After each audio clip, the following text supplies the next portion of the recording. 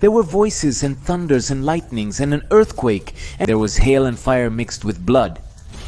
There fell a great star from heaven, burning as if it were a lamp.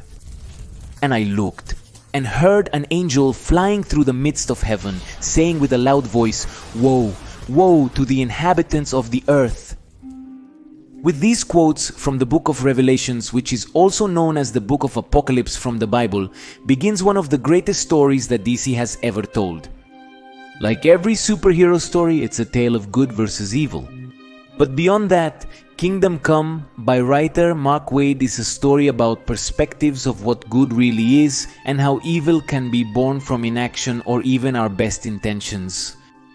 It's about how each person uses power, from those who believe they don't possess it to the greatest and most powerful hero the world has ever known. Because at the center of the story lies the question, should a Superman exist?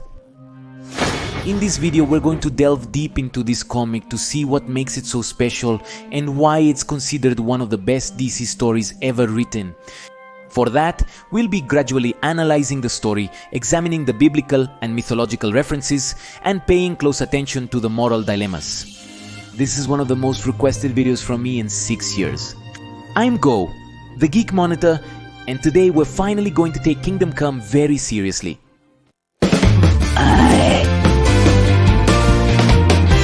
The Geek Monitor. In the first pages of Kingdom Come, we see an old man named Wesley Dodds die amidst visions of the apocalypse, who in his youth fought against crime under the name of Sandman. By his side in the hospital, we meet Pastor Norman McKay, a friend of his who will become one of the central characters of the story and who represents the point of view of the average human being. Indeed, through Norman, we can understand from a mortal point of view what it means to live in a world where meta-humans exist. In this case, Norman talks through internal monologues that the future seems bleak because at one point in the story, the concept of human potential became obsolete. Events like the Olympics or the Nobel Prizes are no longer celebrated because we have finally understood that no matter how hard we try, we will always be beneath these superpowered characters whom we see as gods, characters who today seem to fight only to demonstrate their strength, without having respect for human life. It should be emphasized here that the superheroes this world has are a different generation than that of Superman and the Justice League. They are the children or the protégés who inherited the mantle of their predecessors, but not in all cases did they inherit the values. The opening pages depict humanity's complex relationship with meta-humans. On one hand, we glorify them as icons of pop culture, while at the same time we are afraid to cross paths with them, because in an effort to stop the supervillains, this new generation of heroes endangers the innocent people who cross their path. Unfortunately, the situation worsens when one of the greatest heroes of this new generation, named Magog, accidentally triggers a nuclear explosion in the middle of Kansas, resulting in thousands of deaths and a global economic crisis that brings the world to the brink of collapse. At this point in the story, Norman McKay, who now has visions of the apocalypse, is visited by an extremely powerful character named Spectre.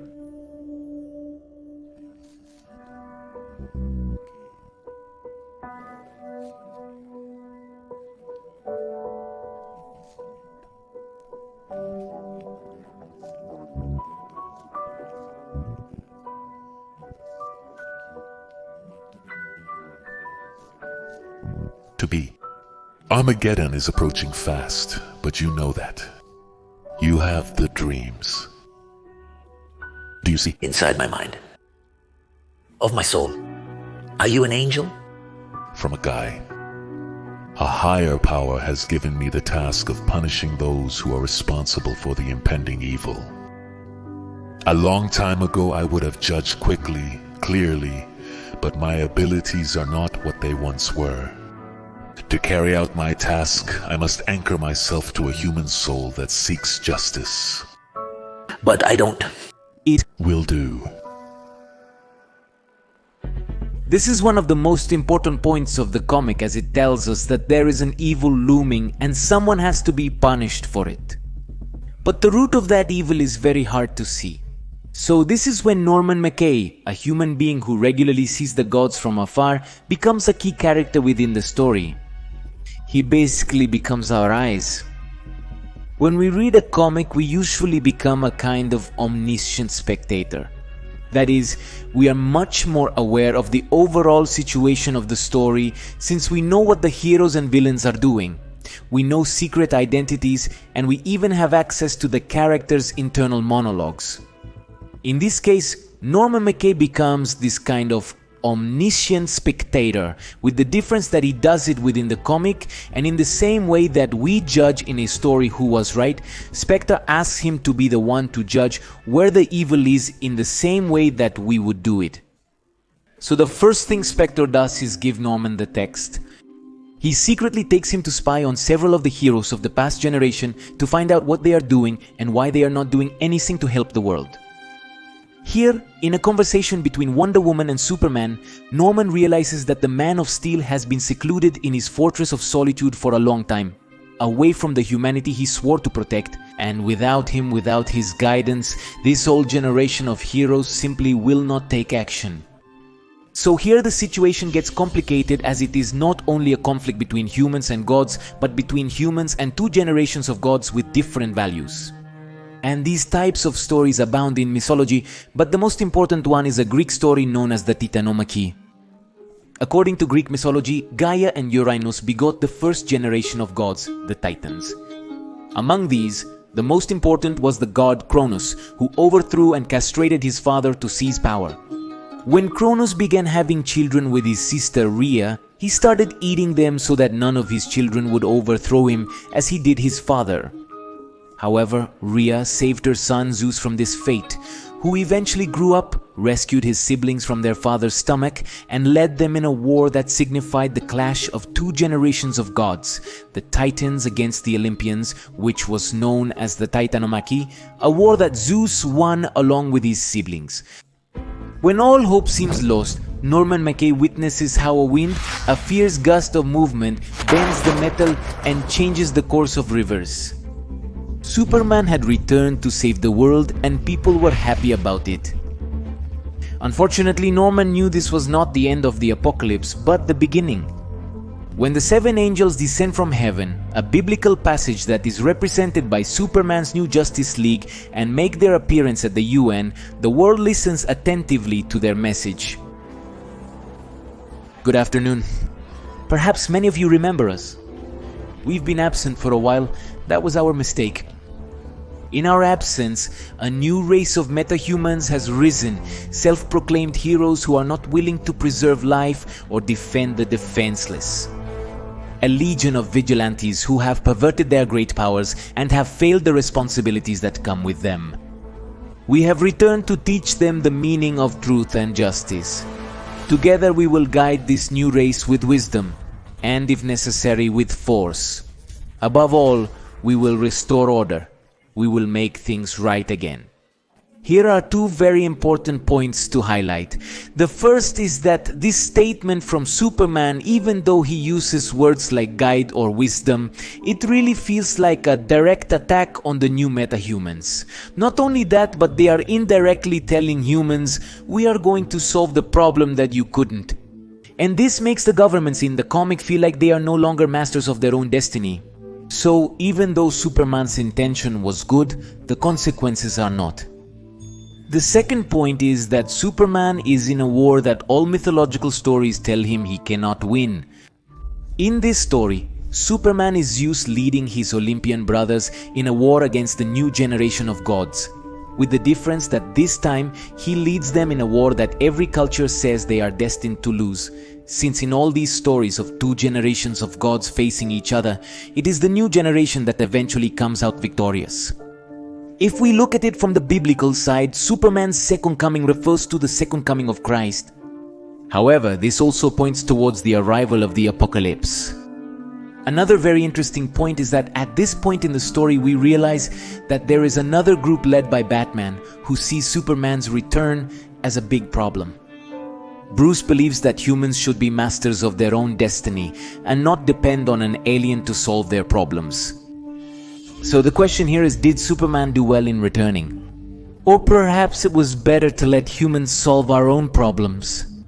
What is morally better in this case, action or inaction? One thing is certain, Superman's decision to intervene and try to educate these new metahumans was met with a lot of resistance, which caused a civil war among the superheroes who have different views of what good is. It's true that some joined Superman, but often the Justice League found themselves fighting against the metahumans without knowing what to do with them. That is, how do you convince them to do something they simply don't want to do?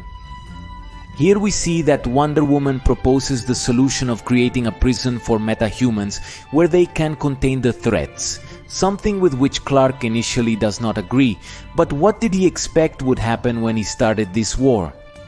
Did he really think that everyone was going to fold their hands and simply become good people in the presence of the powerful Man of Steel? Superman is clearly growing more uncertain about his choices. He's regularly presented to us as a character who has an excellent moral compass. That is, he knows what is right and he knows what is wrong. But this story suggests that Superman lost this ability a long time ago, and it all started with the death of Lois Lane. In this comic, it is told that years ago Joker launched a gas attack on the Daily Planet that killed more than 90 people, including Lois Lane. When Joker was captured, Magok, a new hero of Metropolis, killed him while he was in police custody. Magok was put on trial for his crime, but was released as the Metropolis agent agreed that Joker had gone too far and that killing him was a completely coherent solution. When Magok was set free, Superman realized that he no longer represented the values of current society and decided to turn his back on us. The interesting thing here is that, contrary to other stories like Injustice, Superman does manage to overcome the pain of losing Lois Lane. However, it seems to be the fact of losing the soul of humanity that finally ends up defeating him, and this is when he loses his moral compass. Another notable point is Joker's death. If we talk about killing Joker, most people would agree. He is a criminal who will never be able to be reformed and no prison can contain him indefinitely. So every time Batman leaves him alive, isn't he somewhat responsible for the deaths that Joker causes afterwards? This is a utilitarian perspective, but this comic tells us that even though killing Joker was a good short-term decision, the consequences were worse in the long run. When humanity decided that killing Joker was okay, it began to normalize lethal force among metahumans and supervillains. That is, where is the line that separates who you should kill and who you should not? Joker might have been a clear case, but what about Lex Luthor or Riddler? How is it that every metahuman knows who they can kill and who they can't? What happened here is that siding with Magog led us to a series of events that resulted in the explosion of Kansas. Something that even Magog knows, and when he sees Superman, he tells him that he feels guilty that the world sided with him and not with Kal-El. When this happens, Superman realizes that this is a war and he will have to take prisoners, so he decides to build a prison known as the Gulag. Batman, for his part, forms an alliance with Lex Luthor with the intention of keeping an eye on another key character in this conflict, Captain Marvel, the god who summons thunder with the magic word Shazam. If we talk about immortal gods, we can say that Captain Marvel is a character who is in the middle of both worlds. He is not a character who always has powers, or a human who trained his body to human perfection. Nor is he a character who has a miraculous weapon. Billy Batson is simply Billy, a mortal child who at times swaps places with Captain Marvel, a character whose power rivals that of Superman. These particular characteristics of Billy play a very important role within the story, as here he is being manipulated by Lex Luthor to think that his godly side is evil. When Superman's prison falls into a riot and Batman tries to arrest Luthor, Billy transforms into Captain Marvel and decides to go to the Gulag to worsen the situation. This shows the situation is deteriorating. Not only is this guiding of the new metahumans definitely not working, because well, they don't want to learn, but also the prisoners are creating a riot within the prison that will soon have the help of Captain Marvel. Not only that, but the world's governments are becoming less and less patient with Superman and his methods. And yet things are about to get worse. Tensions have reached such a degree that even Superman's allies don't believe this is a conflict that can be resolved without loss of life. And they begin to doubt Kal-El's leadership ability because he has not been able to respond to the situations. At this point, Green Lantern announces that the situation at the Gulag has just gotten worse. The prisoners have killed Captain Comet, and even though Superman wants to deal with the revolt in a peaceful way, Wonder Woman and the others no longer agree. To you that the world is finally upside down, how will we handle this? I don't know. We must confront the prisoners and give them an ultimatum. They must surrender. And if they refuse? Then it's war. But you can't have a war without people dying. One of my favorite panels from this comic is this image where Wonder Woman looks at Kal-El. There's no text, but we can feel Diana's anger and frustration as she sees Superman refusing to abandon his moral code even in this situation. In the next panel, Diana gives him a farewell kiss, but it doesn't feel like she's saying goodbye to Superman. It feels like she's saying goodbye to the ideals of an entire generation. Wonder Woman is ready for war and not even Kal-El can stop her. When this happens, Superman turns to Batman as a last resort. And something I really like is that this comic proposes that despite their vast differences, if you deconstruct both characters, you are left with two people who don't want to see anyone die. That is the essence of the two greatest heroes of DC. The story then culminates with the three factions of metahumans, those of Superman, those of Magog, and those of Batman, facing off in a battle that could destroy the entire world if not contained. Superman has the power to do it, but in this battle Captain Marvel confronts him and completely disables him. The world's governments then decide to launch 3 atomic bombs in the heart of the United States because they believe it is the best long-term solution, and they pray to the gods for forgiveness. I think the most important thing about this story is that each of these sides has a point and they don't necessarily invalidate the others. As I mentioned, it's a story where we're asked to judge where the evil is, but this comic tells us that there are times when actions are so intertwined that it simply can't be done. And this is when Superman must make a decision. Batman and Wonder Woman manage to stop 2 of the bombs, and Superman knows he can stop the remaining missile. However, he's unsure if he should do it. Perhaps ending the war right there is the best thing for the world, so he decides to take Billy Batson into consideration. Look around you. Look at what we've come to. There's a bomb that's about to drop. Either it kills us or we continue rampaging around the world. I can still stop the bomb, of that I'm sure. But I don't know if I should do it. I can't make that decision. I'm not a god, I'm not a man. But you, Billy, you are both. You know better than anyone what it's like to live in both worlds. Only you can measure their value equally. Fight mental manipulation, Billy. You can let me go, or with one word you can stop me. Do you understand the decision that only you can make? Decide. Decide the fate of the world.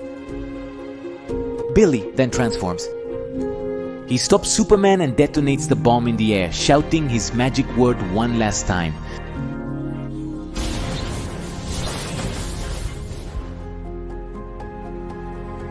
The metahumans seem to have been saved. However, when the smoke cleared, Superman was surrounded by the bodies of many of his former allies and set out to go to the UN. Spectre, for his part, told Norman McKay that his work was done, but Norman clarified to him that inaction is also evil and that he had to take him to where Superman was so he could talk to him. When Norman arrives at the UN, he goes from being a spectator to taking a much more active role in the story and talks to Superman, who is about to bring down the United Nations building.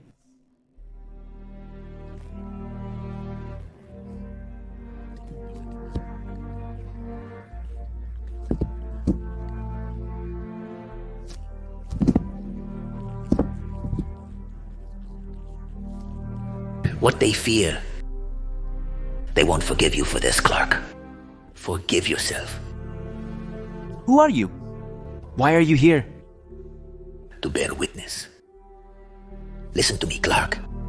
Of all the things you can do, of all your powers, the greatest has always been your instinctive knowledge of right and wrong. It was a gift from your own humanity. You never had to question your decisions in every situation, in every crisis. You knew what to do.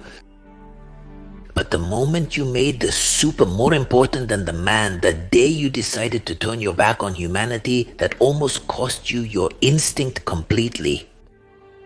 That took away your judgment. Get it back. In the end, Captain Marvel didn't save the metahumans, but he didn't completely eliminate them either. A measure that at first feels lukewarm because it didn't decide for one side or the other, but also reflects the fact that we live in a world of shades of grey, even though we almost always want to make decisions in black and white. Beyond that, he decides to give his own life to show the new metahumans that sacrifice is still a virtue. In many cultures, the personal sacrifice of a god has resulted in a new world. Ymir, Odin's father, has a skull that forms the mountains. The castration of Uranus forms the giants, and in the Bible, God sacrifices his son to usher in a new stage of the world.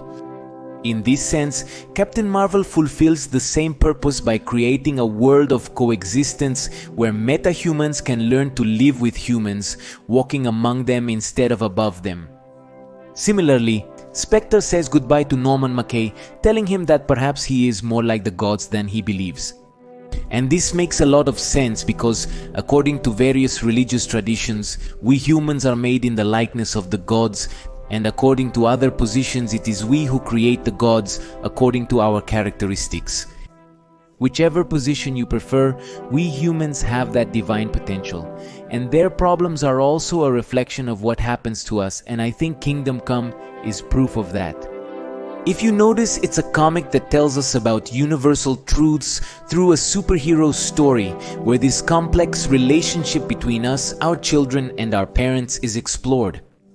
Yes, it's about a generational clash just like in the Titanomachy, but here we see in a much better way how each generation has values and a different vision of what life and heroism are, and what happens when these points of view clash. These feelings are universal. In the end, we always see in our children a future, but we also see in them the idea that our points of view are becoming obsolete, that we are becoming obsolete. So it's worth asking ourselves if a strict code like Superman's is relevant today. However, stories like this tell us that these clashes are not only synonymous with conflict, but sometimes they give way to a new world, and sometimes even to creation itself. Special thanks to Armando Machuca from the Peruvian Fanboy channel and Salome from Salo Show for providing extra voices in this video. To see more content, check the links in the description and my other videos on superheroes and mythology. That's all for today. I'm Go, and keep looking beyond the obvious.